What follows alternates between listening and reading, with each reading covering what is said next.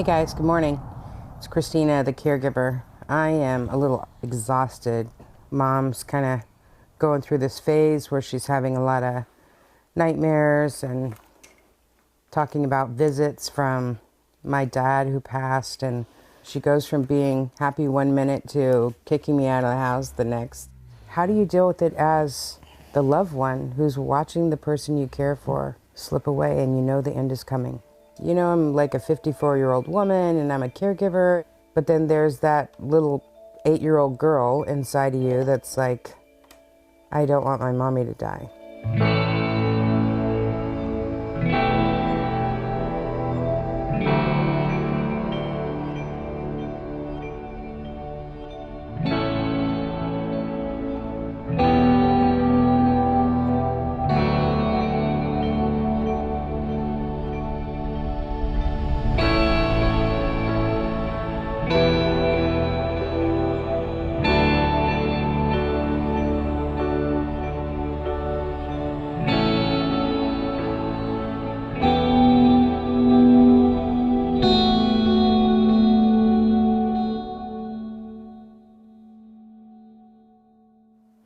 Okay, ready? God, grant me the serenity to accept the things I cannot change. My name is Christina Keys. I live in Vancouver, Washington, and I'm a caregiver for my mother who had a stroke. I know I'm doing the right thing, God, but it's really, really scary. I always joke, if there was a book, What to Expect When Becoming a Caregiver, nobody would ever read it, because nobody thinks it's going to happen to them. Lots of journal stuff. I certainly didn't think it was going to happen to me and my ma. You're just natural here at home, okay? Mommy, look at me. Everything's okay. I'm Aisha Adkins in Dunwoody, Georgia. Beg pardon? And I provide care for both my mother and my father. Dad, very close. Yeah. You're supposed to act natural. Oh. I remember I had a colleague once ask me if caregiving was traumatic, and I almost laughed. Aisha. The fun spontaneity that a lot of millennials like to put in their dating profiles. If someone is looking for that, partner in crime, well, then they should probably swipe left and keep looking. Good morning. Oh boy. My name is Ariana Kilmer. I live in Windsor, Colorado, and I take care of my significant other, John Morris. Good. Thank you. Last night was really rough, so John's body is just really fighting me. I think back, I'm like, if I have a magic lamp, what would I want? Ready? Sure. I wish I can take John's spinal cord injury and throw it in the trash and watch it be whisked away every Thursday morning. Bend, John, bend. But in reality, that's just not how it is. Good morning, morning. Lam Lam. Hi. Just say I'm Ganesh Naik. Okay. I'm Ganesh Naik. And I'm Sitara Naik, and we live in Marietta, Georgia. You got to see Michelle at school today? Huh? Our son, Ishan, is 21 years old. He was born with 2 genetic conditions that caused some of the complications that he had. Darling boy. All right. How different our lives are, that just hits you in the face every day, at every point, in every interaction that you have. It's a lot. Just a few. Just a few. My name is Mark Lee. I live in Indianapolis, Indiana, and I'm currently taking care of my mother. And these aren't for your mom. No, these are for me. These are for me. Mom takes 14 in the morning and 5 at night. I really don't count mine. I don't know how many I take. It's too depressing. I grew up with a lot of stories from the Great Depression. 11 people lived in the same house, and everyone took care of each other. And that's just kind of how I grew up believing it should be.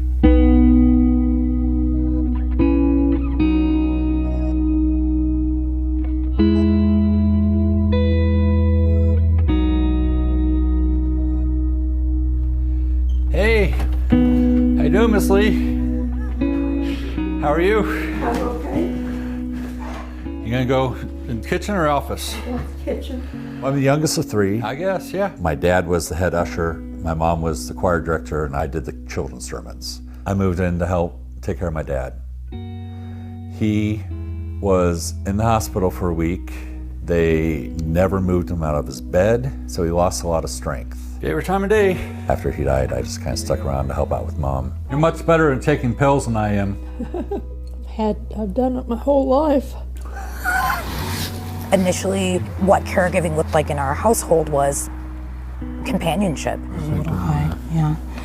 Well, a boost may help bring it down a little bit. Yeah. My mother was diagnosed with frontotemporal dementia in 2013. My father is a type 2 diabetic. He's suffered 4 strokes. He's prone to seizure. Squeeze it a little bit. Nope, that's perfect.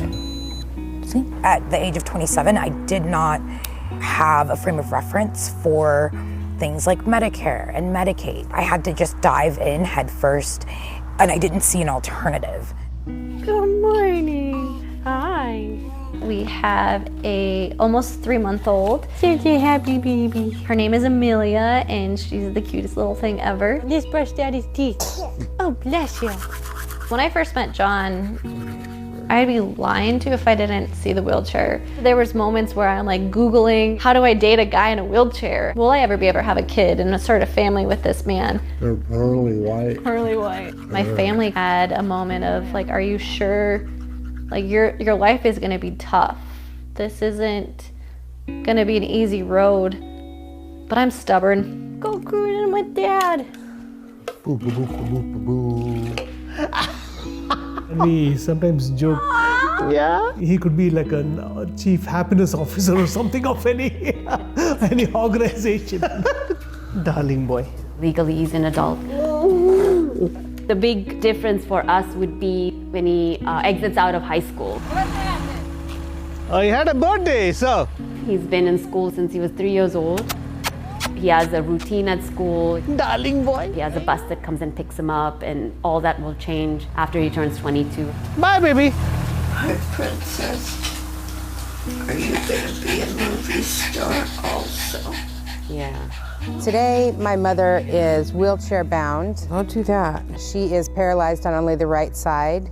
At 62 years old, she passed out, hit her head on the couch, and had a stroke. She was in the hospital for 5 months, and they released her, and my care journey started then. And we got to bring your pain pump. I know. Yeah. You know, when you go to a job, you get training, you get orientation. There is nothing like that as a caregiver. We think, I'm just going to do this for love. Ready? I love my mom.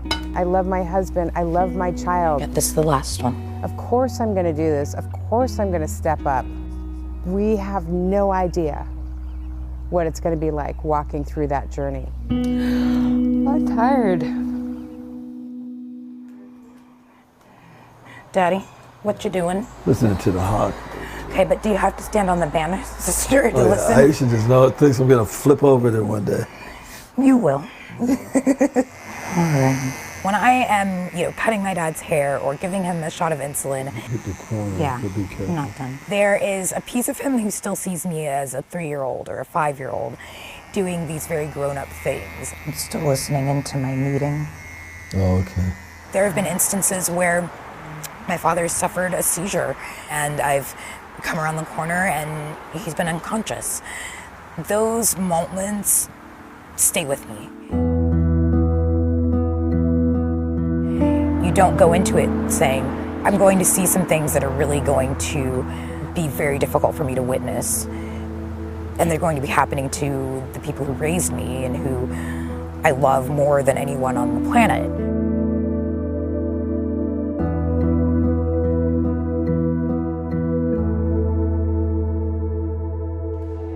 I'm working through it. You can do it. Caregiver burnout is a real thing. It's something that not many people talk about. It's human nature. We have somebody that's ill and you want to fix them. You want to pour your heart into them to make sure they're okay while you're burning the candle on both ends. Can I take my hand off or you still? No, I still need your help. I don't have a choice to rest. I put John to bed the day I got home from the hospital from delivering Amelia. Our caregiver never showed up, so I was the one, had a brand new baby, just home from the hospital a few hours before, and I put John to bed. How about if I let you rest for a minute and I'll go do your meds? At the beginning of my care journey, I was getting between 5 and 10 hours a week of sleep. And the doctors told me, you've gained 100 pounds, you have diabetes now, you have high blood pressure now. They said to me, Christina, you would be lucky to live 6 months. Could you give me my machine? She's hooked up to life support. They tell you she's got 1% chance to live. Every minute after that she's alive, you want to make sure you're doing everything you can to take care of her. What day is today? Air out the mattress. Unfortunately, if she doesn't make it to the restroom in the middle of the night, then that means I strip the bed. It's not normal to, see, this is the person who changed my diapers. Oh boy. I try to make it as normal as possible. I don't want her to be embarrassed by what I'm doing. Pull from down below. I had a 9-to-5 type job. I was working all over the state. One day she fell like at noon and I didn't get home till about 11 o'clock at night. So she was on the floor the entire time. Pretty much decided then that I need to be here.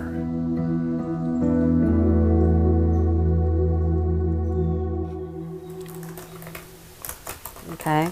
Teacher texted me. The bus driver told me they're filming a documentary. She'll usually text me and let me know if something is going on. So I just texted her today to say he has, a lot of drooling happening and, just to keep an eye out. There have been so many times and we've had to stop what I'm doing in the middle of the day and just go pick him up from school and bring him home because he's sick. Usually text from his teacher. He's so 100% dependent on another person. Yeah, that's perfect. It's put a lot of pressures on us, on our bodies. And that's something which I always have at the back of my mind. How long can both of us do this? Working with weights 5 days a week, sometimes 6. When Mom and I were my father's caregiver, I was eating junk food all the time. I was way over, 35% body fat. I was a heart attack waiting to happen. When I started taking care of Mom, I was just determined that Just ride. that wasn't going to happen again. 1 more minute on this. It's the whole analogy of the airlines. Put your oxygen on first. I'll give you 10 seconds to come out of the saddle. After the craziness of the day, making sure all the boxes are checked, that's when I jump on my bike and You're so skinny. I pedal the stresses away. Is that enough time? No, it's not enough time. Self-care is a tough thing to manage in the caregiver world. Each day I have to start my day writing my gratitude list because then I have a chance to remember when things are tough during the day that my life is good. I had to start with 1 minute self-care. I had to start with making sure to drink, a full glass of water in the morning. I had to start with just stretching for 2 minutes. You ready? You gonna help me make the bed? You grieve for your life, you grieve for their life. Yeah. It is almost like a full-time job taking care of yourself. I am capable and talented. In some ways, I'm probably aging faster than some of my peers who aren't caregivers. I am capable and talented and worthy of success. Meditation helps to kind of calm my nervous system. Do you believe it when you say those things out loud? I think somewhere deep down in my depths. Yeah, I was going to mention that. I've got you. As a caregiver, you're so accustomed to affirming other people that it can feel strange to receive that for myself. It's not so much that I don't think highly of myself. I guess I just sometimes don't think of myself. Thank you, honey. You're welcome. Hi.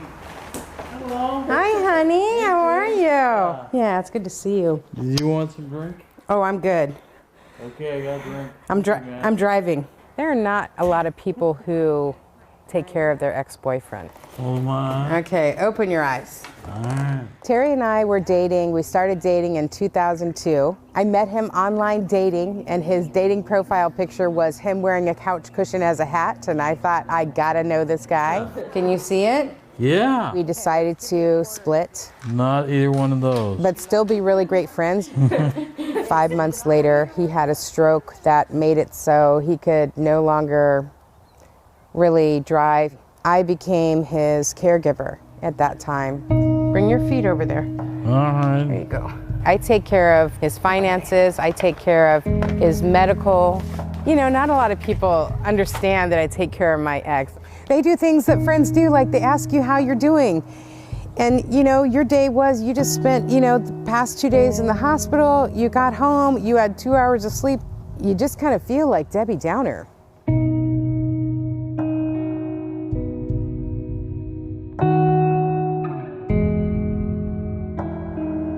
Hi.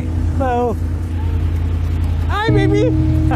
Hi. In a so-called normal life, going down. When you have kids, you take a pause and your social life changes. What are you going to do now? In a family with disabilities, that phase is kind of permanent. Yeah, you had a good day?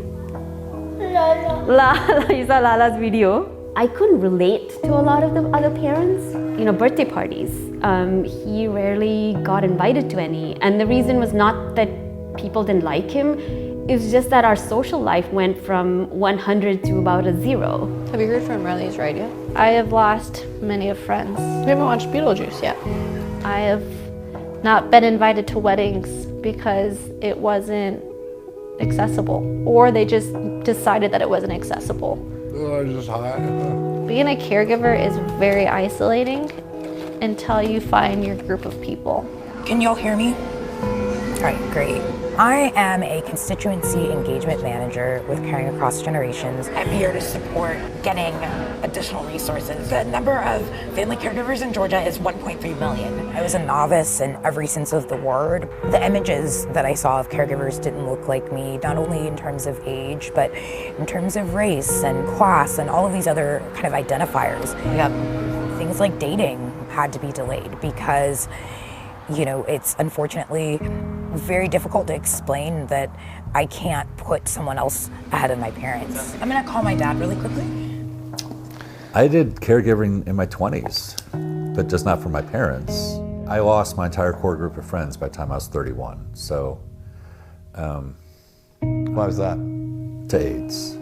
My last 2 friends, I moved in to help take care of them the last few weeks and months of their life. I learned a lot from that experience, what it takes to be a caregiver. Last summer I went out to a ball game with some friends, and afterwards they wanted to go have drinks. I was like, I gotta get back home. I'm sorry I can't stay here any longer. Why can't you just stay here and have another drink? Why can't you have fun? Well, it's not about me right now.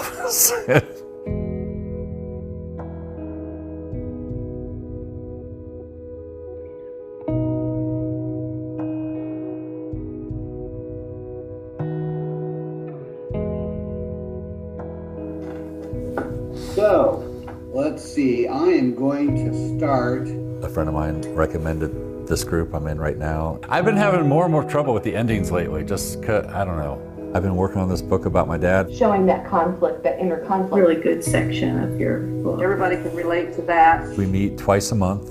I'm the only one writing a memoir right now, or, you know, about caregiving. As much as this is a memoir, it's almost a how-to book too. Writing group has been great. There's not a lot out there for caregivers. They've helped me figure out the best way to tell the story. We let them know today's the day. I remember the first time I heard somebody else tell their story. I felt such a sense of relief because I did not feel alone. I love that. I connected with caregiving.com. I lead a team of almost 100 caregivers, and that's growing. And you pull that straight from the marketing. I share a lot of my story on TikTok about my caregiving journey, and I'm one of hundreds of thousands of caregivers who do that. Down the hall, the event space is on the left. The Care Can't Wait Georgia Roundtable. Thank you all again for coming. Is an event bringing together nearly 20 different organizations. What is the feedback that you're receiving? You mentioned aging in place. I know that you can relate to that. There's very much a sense of community around the shared experience of care. Caregiving is not flashy, it's not sexy, it's just a necessity. We have great guests John Morrison, his full-time caregiver and wife, Ariana. Every semester, I broke my neck December 2005. John and I have been asked to talk to the OT students at Colorado State University. We're very sarcastic in a very dark way, so sorry. They get the struggles that we have every day. Yeah, that's how we survive. So true. John and I make a huge effort to be outside and explore. We made a promise that we would travel. We made a promise that we would still continue to live in our life. Darling boy. Every day is unpredictable. Come, let's go. When I take him for a walk, he loves his walks. And that's the most, joyful thing. I'm alone with my thoughts. He's alone with his, happiness and thoughts and all of that. And there you go. And that's when you look at him, he's watching you. Forget about his disabilities and you kind of exult in the moment. Yeah, that's lovely. Yeah.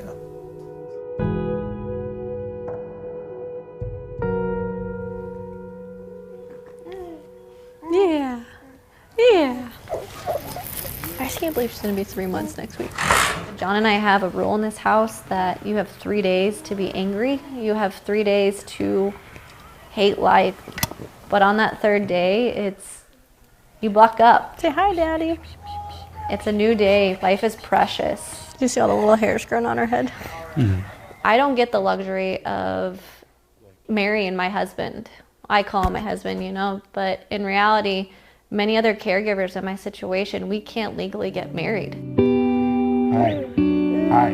Hi, buddy. The moment we get married, under insurance, they think that I should do these responsibilities. I should be the one that's getting them up and not get paid for it. Do I pay my mortgage or do I sign a piece of paper to know that I'm with John?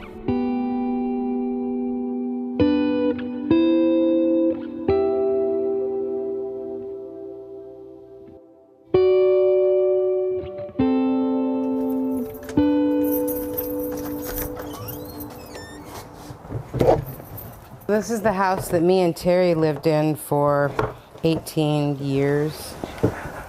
I come here as often as I can to do some packing. He's in the middle of a Medicaid spend down. When you go on Medicaid, if you have property and assets, the state wants to recoup that money. Everything that we had, the house, his, 401ks, all of it is being turned over to the state so they can pay for him to live in an adult family care. Record your message at the tone. Hi, this is Sitara Nayak. I'm calling for my son Ishan Nayak. People just say, oh, you have Medicaid, you should be good. No, there's so many hoops. He cannot see his pediatric GI because he just turned 21. Ishan has the Medicaid waiver and it's tied to the state. And so if we leave one state, it doesn't transfer from state to state. Did you want to reschedule now or? Yeah, anything that is given in Ishan's name, if he has more than $2,000, he will lose all his Medicaid benefits. And without Medicaid, it's impossible. You know how sometimes they put a number in the email and you can just tap on the number and call it? Mm-hmm. That's not the case here. I've been extremely fortunate. Up until 2 weeks ago, I was actually paid to take care of my mom. We're trying to figure out if she qualifies for Medicaid, I think. It was paid for by mom's long-term care insurance. That all came to an end a couple weeks ago. Okay, her long-term care decided that she was doing too well and didn't take into account why she's doing too well, which is that I'm helping her. Are you compensated in any way? No. Are there any state, No. I believe there is a small amount of money that some caregivers are eligible for. All of that fell to me. But there are conditions. You cannot hold a job outside of caring for your loved one, and there's certainly limitations. It's not a living wage.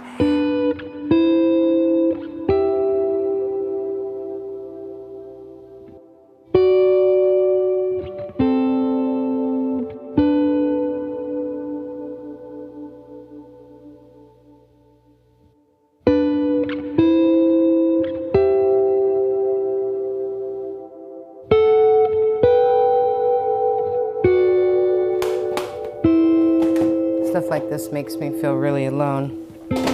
You know, between me and my mom, we had over $300,000 in 401ks. We went through that in a year and a half. I was working 5 part-time jobs, selling my stuff, and giving plasma to pay my rent and to pay for mom's care. Okay. I literally pay $3,000 a month for my mom's care. She only gets 4 hours of care a day, and we're private paying. That's the price I have to pay because I want to be a productive member of society and a caregiver for my mom. I think the whole system is set up so that people go into assisted living, and that's what they want. They want people to, sell their homes, get on Medicaid, and go to assisted living. When she gets her benefits back, it's basically going to allow me to take care of her for the next 6 years at 40 hours a week. Beyond 6 years, if she lasts longer than that, who knows what we're going to do. Wait, baby.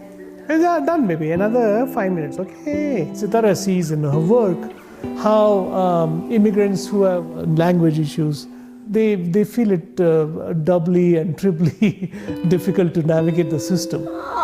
Lots of single parents are out there who have to go out and work. They can't stay at home with your child. We don't have the time, effort, and energy, so there's nobody sitting there lobbying for us because we are too busy caregiving. My mom will seemingly out of nowhere just start crying. Dad, did you need me? Okay. At any point throughout the day, there may be an incident. You're okay, Mommy. You know you're at home, okay? You know we love you. Can you do me a favor? Can you just breathe real slow for me? I'll breathe with you, okay? Can you breathe out with me, Mommy? Can you breathe out with me? Can you go? You're okay. You know, I'm the one that's calling 911, and I'm, performing all of these tasks to essentially keep my parents alive. Okay. But I'm also their daughter. You're doing great, Mommy. You're doing just fine. Here, let me put some music on for you. What's always so important for me are the things that bring her back to herself. You know this part? Sometime. There you go, sing it. Yes, he is. I show up for them when I'm tired, when I don't feel well. And I can't imagine them being in a situation where no one's showing up for them. And he may not come when you want him, but he'll be there right on time. On time, God. Yes, he is.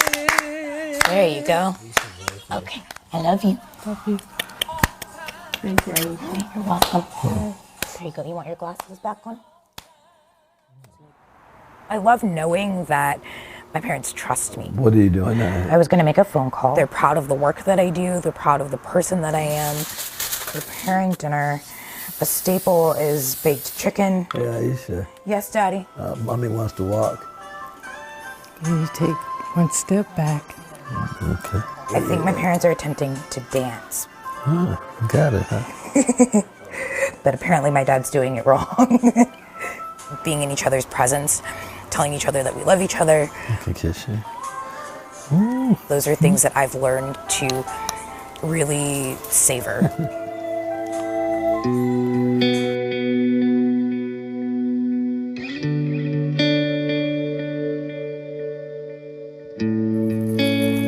Now look over here. Look over here. I was 20 weeks pregnant, and there was a moment at that very second I was like, what am I doing? Why am I bringing this child into our chaos? And John goes, this child is going to have a different lens. Dad's little baby.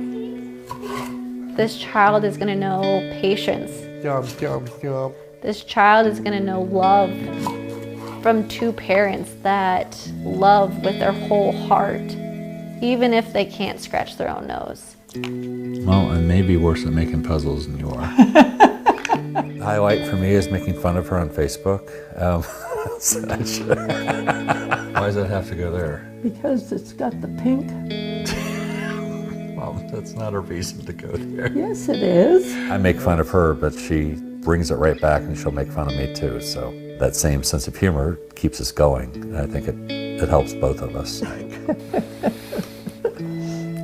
You're so funny. Yeah, I forgot to laugh. I forgot to laugh.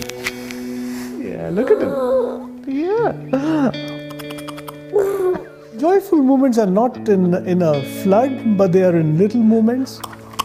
And it is up to us to kind of recognize those moments and take them. You wanna go to your room? You finish eating, then you can go to your room. There are lots of lessons that he teaches us just by being him. And I think that's what I love about him. You okay, Mama? There was this particular time my mom just wanted to go upstairs after she had her stroke. We just couldn't figure out how to do it, and I said, Mom, you want to go up those stairs? We will go up those stairs. And we got to the top of those stairs and we just rocked back and forth and we cried. You know, we did that together. It has been the toughest thing I've done in my whole life, but it has been the most rewarding and the most beautiful thing I have experienced in my whole life. I can't be more proud of Tina. She amazes me as she's turning her life around. Therefore, she's turning my life around.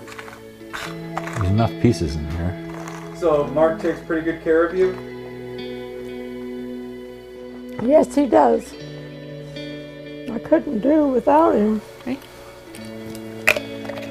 Man, I don't even know how to describe what Ariana does mentally for me. There's a couple times I know I'd be dead if she wasn't here. You should drink your water.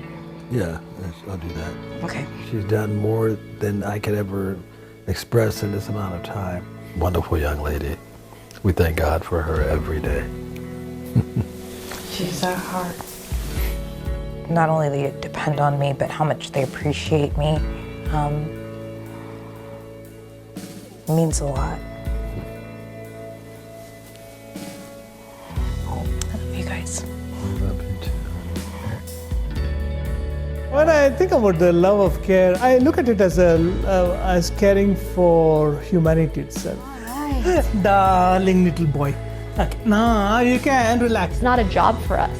It's something that we would do in a heartbeat. You did.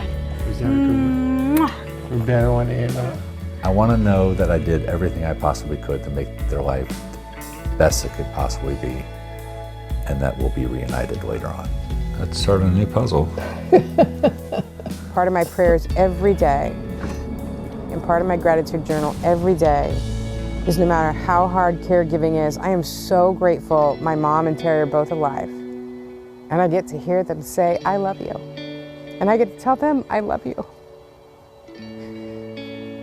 My dad recently died, and I'll never be able to hear that again. But every day I get to hear it from them. Where's my hug? Right here. Oh, love you, baby. I love you, Mama. I love you, Mama. I have learned a whole new level of love. I've redefined what I love you means.